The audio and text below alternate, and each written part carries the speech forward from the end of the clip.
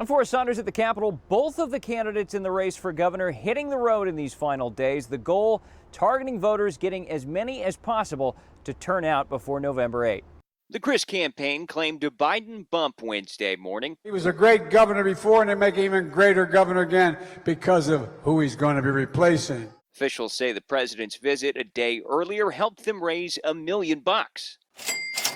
It's money they can, at the very least, use for gas as Crist's Choose Freedom bus tour continues through Election Day, with stops in many major metros. We're going to keep on campaigning. Crist running mate told us recently the goal in these final moments remains turnout. We always have concerns over midterm elections. We know that people don't treat them like a presidential, where they come out in big numbers. And so we're encouraging all infrequent voters to turn out and vote. But at the moment, most polls show the duo down double digits and Republicans holding a now more than 200,000 ballot margin in early voting statewide.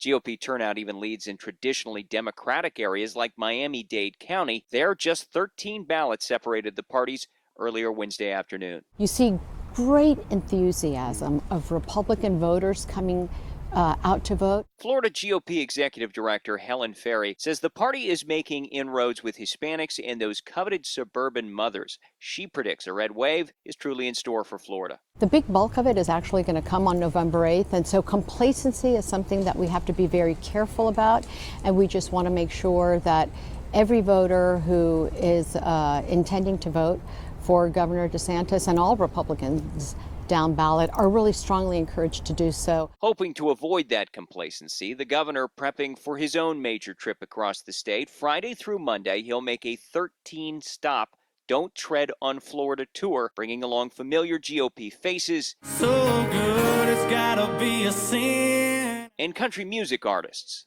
Final event, you guessed it, Miami-Dade, as the once blue bastion looks more and more purple.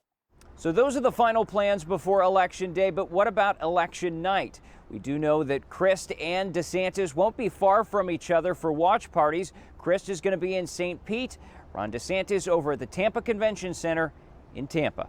That's the latest out here at the Capitol. I'm Forrest Saunders reporting.